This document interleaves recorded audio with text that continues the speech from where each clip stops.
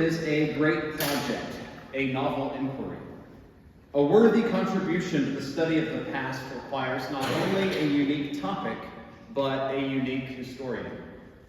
We all know tonight's presenter. She is brilliant, determined, funny, more than a little salty, and kinder than she pretends to be. She is also curious.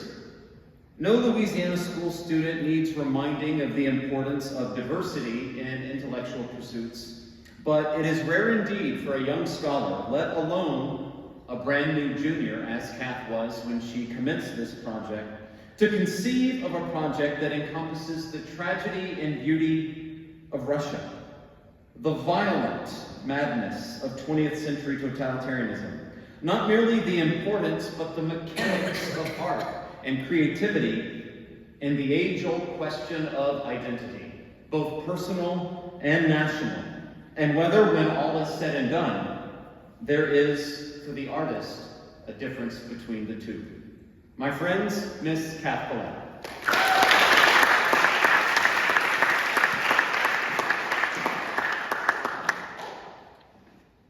Hi, everyone. I'm going to start my presentation eventually, and I'll mention Shostakovich, but first I need to set some context. Peter the Great discovered his love for the West while studying abroad in Germany. He was supposed to be studying trade and shipbuilding, but one day he wandered into a German suburb and discovered German men, Scotsmen, and Dutchmen, their clothes, their alcohol, and their women.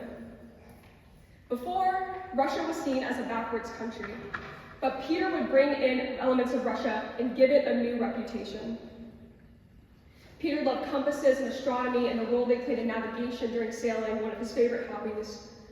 He stood at 6'7", and he lacked the long beard that was seen on most Russian Orthodox men. He also modernized the clothing in Russia. As you can see, Fyodor III here is wearing very ornate beaded clothing and a traditional headpiece and a beard, while Peter the Great's wearing something you would see someone from Spain or France wearing. He even tried to ban the long beards rocked by Russian Orthodox men, and he would even take the liberty upon himself to cut it if you refused. But eventually he came around and would let you keep your beard if you paid an annual tax of 100 rubles. If you were around Peter the Great, you would have a good time. He had infectious, playful energy, but was prone to violent outbursts. Like, you could joke around with him, but if you tapped his shoulder too hard, he'd beat you bloody. He made up for his random violence with his amazing parties. Him and his club of all joking, all drunken, side-eyed fools and jesters would trash the palace and drink ungodly amounts of whiskey. And for reasons I'm not allowed to tell you, you would not want to be the first to sleep at one of these parties. Peter the Great's love for the West would accumulate in the city of St. Petersburg. St. Petersburg is a city that really should not exist. Most cities are founded because of economic or political reasons, but St. Petersburg was founded because Peter the Great really wanted to share his love of sailing and European architecture with the rest of the world.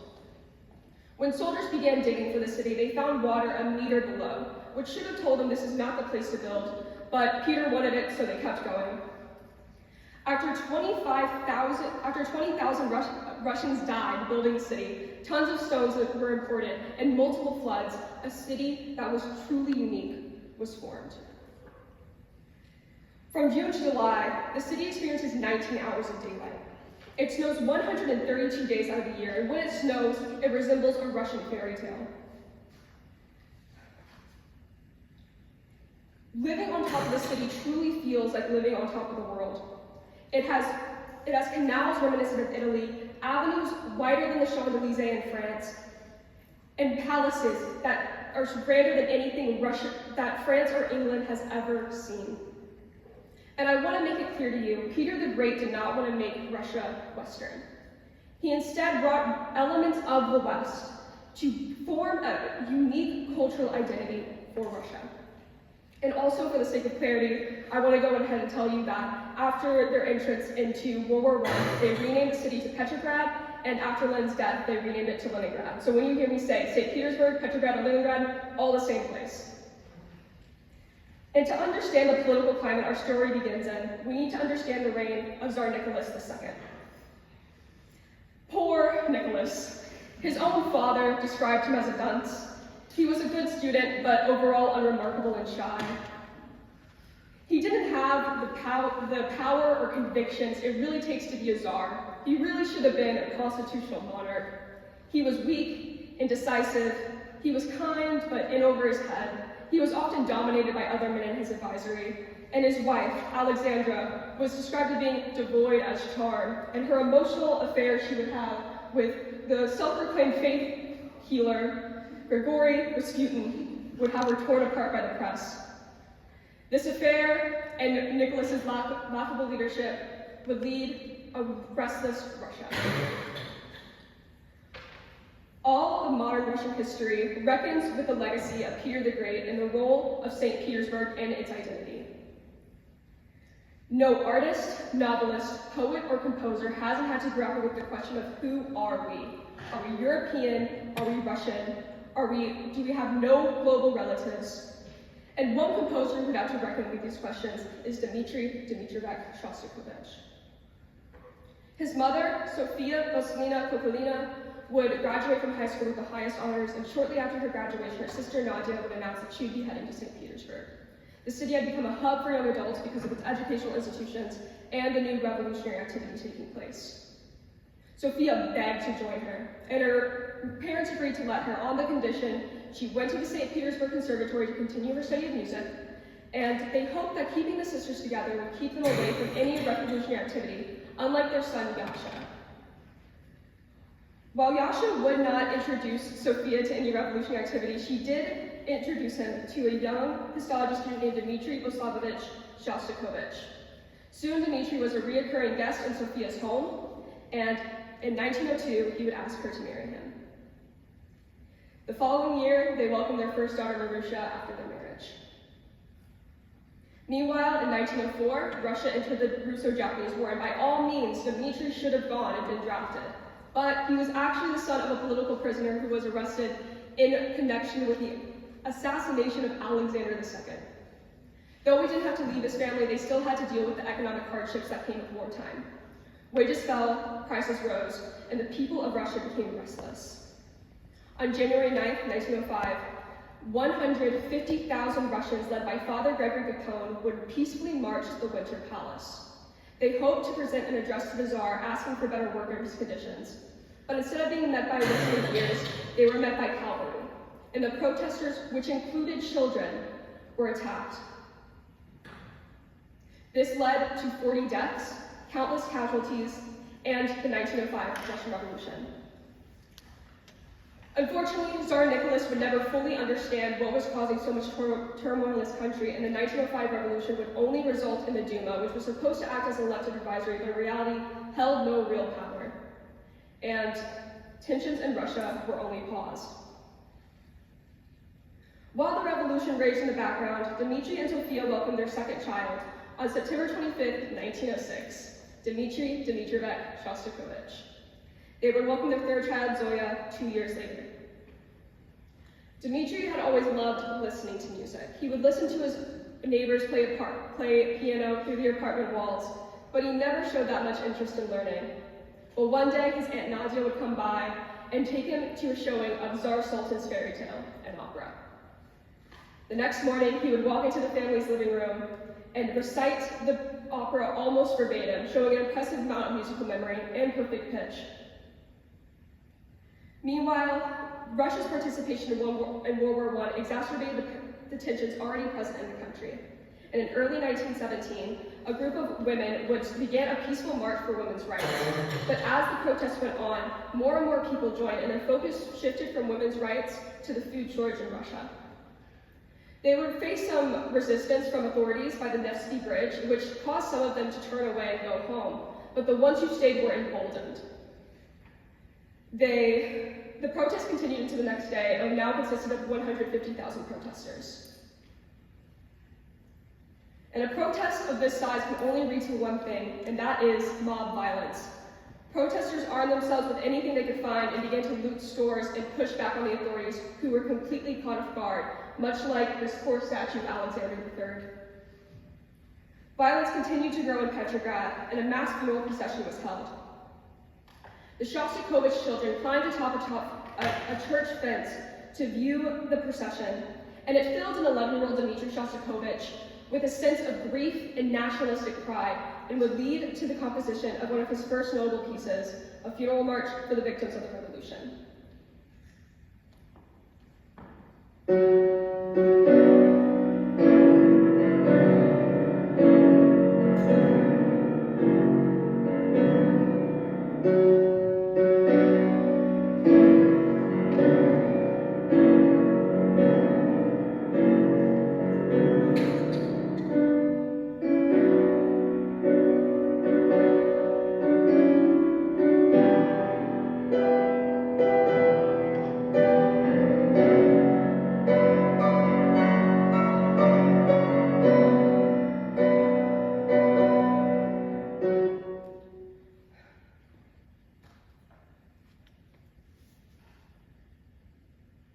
Soon after, Dmitry would have his first recital, and he would captivate his very first audience.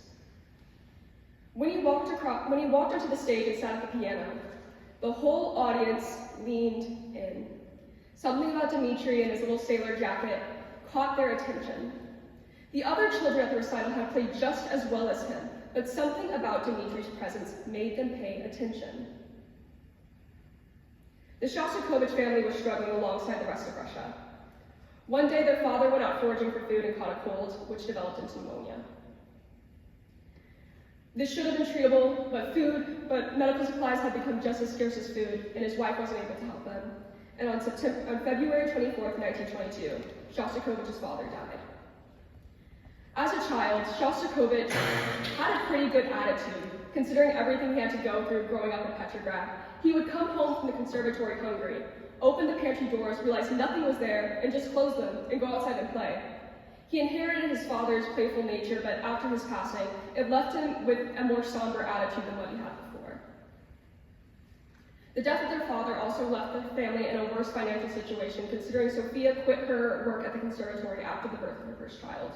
She was able to find a job, but it left them with a smaller stipend than what they had before, and the situation was stressful. And as World War I came to an end, the Tsarism came to an end, and the Bolsheviks came to power. During the Russian Civil War, Vladimir Lenin sent a young Stalin to Tsaritsyn, a city that would later be renamed to Stalingrad. He initially went to manage food, but soon he was promoted to commissar. In this position, he was encouraged to be merciless and ruthless.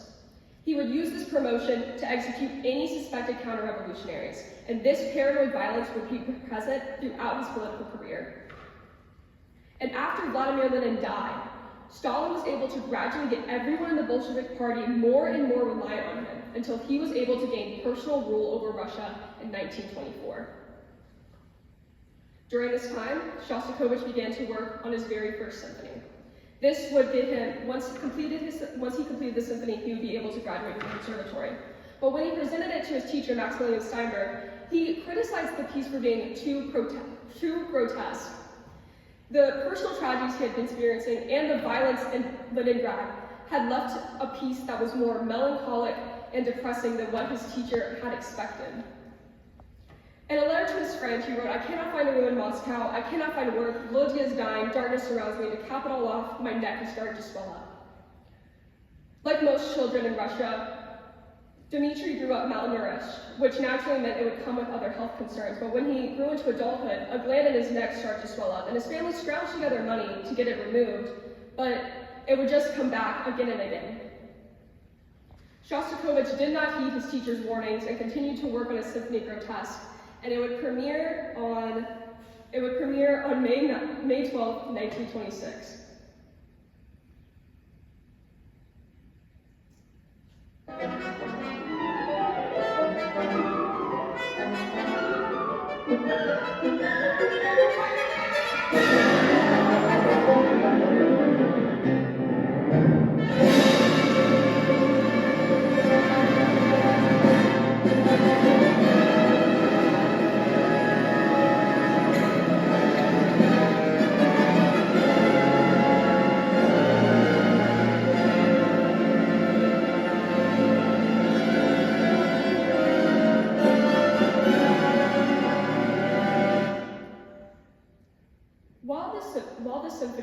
not get Shostakovich the reputation he would later have in his career, it definitely got eyes on him.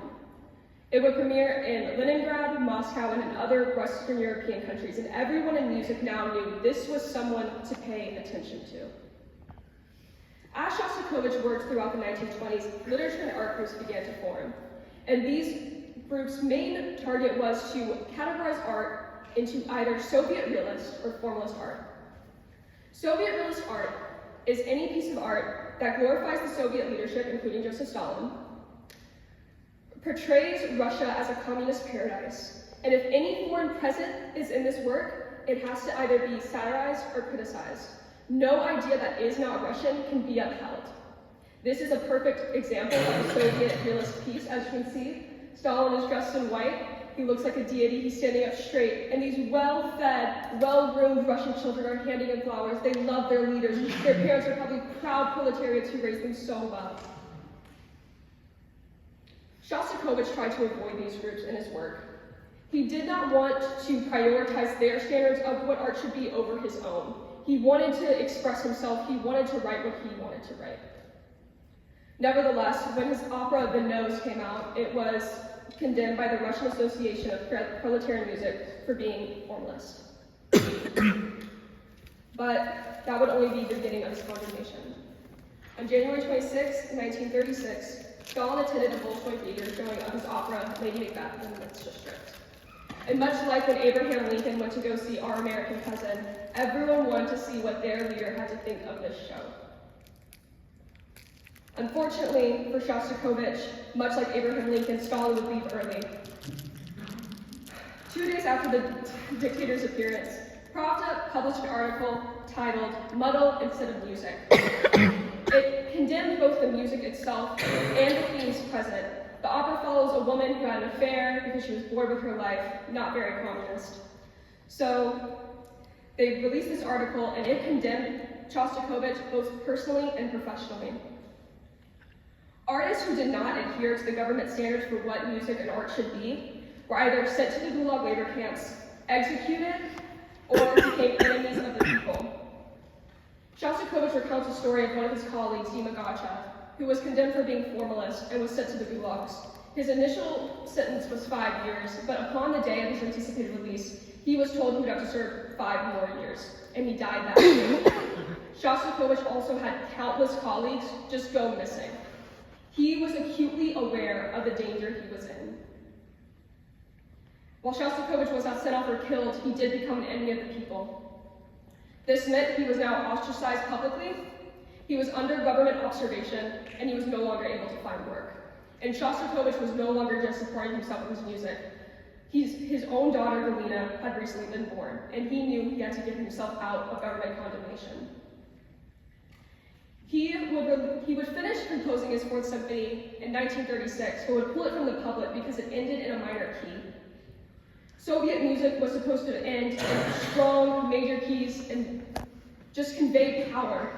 And Shostakovich feared that just ending his piece in a minor key would end in his own death. So he pulled it from the public for 25 years.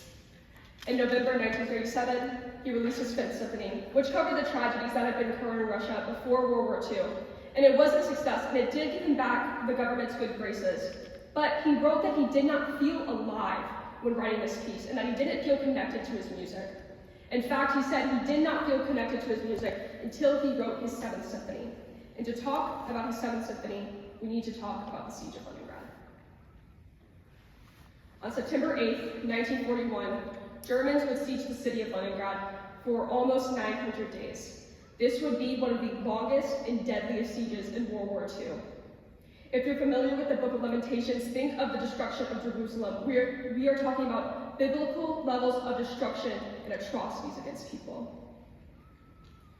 By all means, the people of Leningrad should have been prepared to evacuate. But Stalin had been so focused on strengthening his own military, he abandoned a city that was one of the USSR's largest industrial outputs, and this own incompetence would lead to so many preventable deaths. So the people of Leningrad were stuck in a city with no electricity during violently cold winters and no food. Desperate citizens would crowd around dead horses to pick the meat from their bones.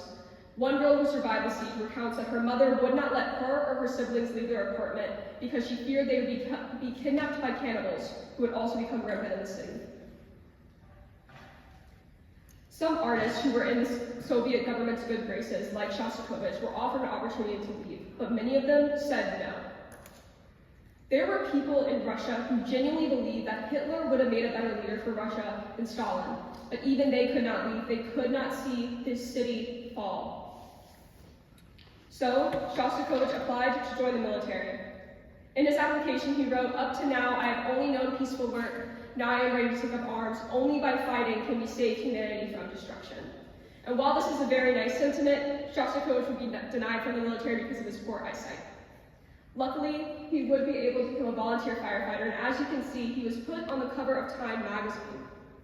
Keep in mind, just a decade, not even a decade before, he was considered an enemy of the people and a danger to the Soviet government. He was at risk of being killed by the government. Now they are propping him up as the face of what it means to be a true Soviet. This is what it means to support your country through the war. During this time, Shostakovich also began to write his Seventh Symphony. When he invited his colleagues to come hear the symphony being played for the first time, he was interrupted before the first movement even concluded by air raid sirens. He finished the movement and then told his wife and daughter and son to go down to the bomb shelter and invited his colleagues to do the same. But they also refused. They wanted to hear the end of this piece. So, in a war-torn apartment on a shabby old piano, Shostakovich played the Seventh Symphony for the very first time, with the accompaniment of the war and devastation they had all become too familiar with. This symphony would premiere on August 9th, 1942. And it connected with the people of Leningrad in a visceral and emotional way. They crowded into the Philharmonic Hall to hear local and military musicians play the symphony. Of the 27 local Leningrad musicians who had attended rehearsals, only 2 had made it to the premiere. One attendant writes, "They had not cried over the bodies of their dead loved ones in the winter, but now the tears came, bitter, relieving, and unashamed."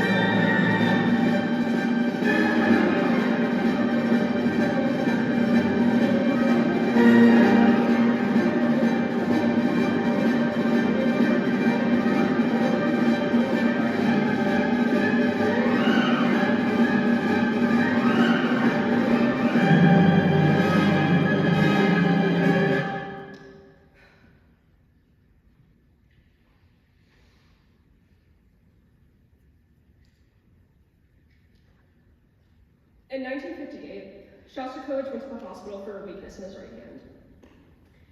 He then fractured his left leg and broke his right leg, and was diagnosed with polio in 1965. He resented being diagnosed with a child's disease, and that same year he would also be diagnosed with a heart condition. But he continued to work. On the night of the premiere of his 11th quartet, he got into his head.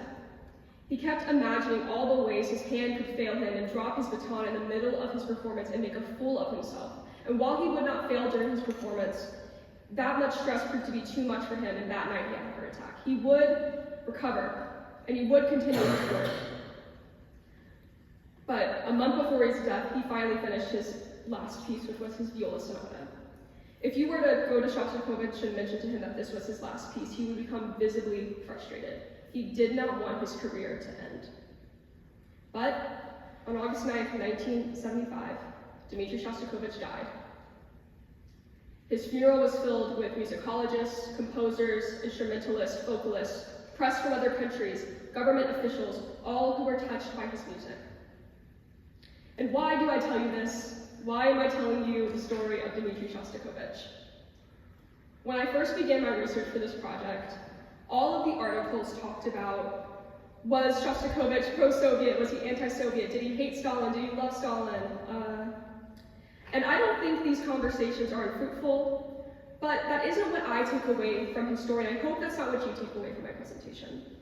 What sticks with me about Shostakovich is the way he masterfully walked this tightrope between self-expression and government appeasement. So many artists at the same time failed. They either had to quit their jobs or they had to abandon individualism in their art altogether, but Shostakovich didn't. His first language was not Russian, it was music. He mastered composition. Music scholars today are still analyzing his pieces and finding potential secret messages about how he felt about the government. He truly knew how to speak through music and how to connect with people through music. And if you can walk away with anything from today's presentation, I hope Shostakovich makes you realize that when you feel you cannot speak your mind, you absolutely can. You just might have to work around it a little bit.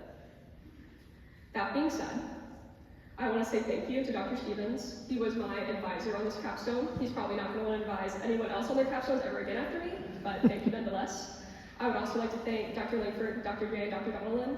They did not have a direct hand in my capstone, but I am an Excel kid, so they absolutely made it possible. I also want to thank my mom, because I would not be here without her.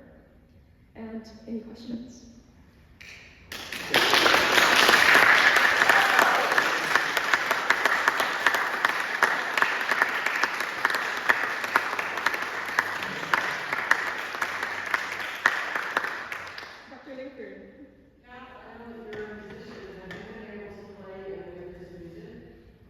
When I was in middle school, I did try to learn his second waltz, and I think I kind of got it down, but I really want to play. I do tend on going back into orchestra when I go into college, and I do really, really want to play at least one of his symphonies, or maybe even one of his quartets. I love his music, and I'm sad I didn't play more of it when I was actively playing. Colin? What did sourcing look like whenever you were doing research? Well, first I started by going on the New York Times archives, which we used to use. I don't know if we still have our New York Times subscription, but I searched for anything mentioning Shostakovich between certain dates, anything that would qualify as a primary source. Then I looked into books. I bought his memoir, which turned out to be a waste of time because the guy who wrote it is not reliable.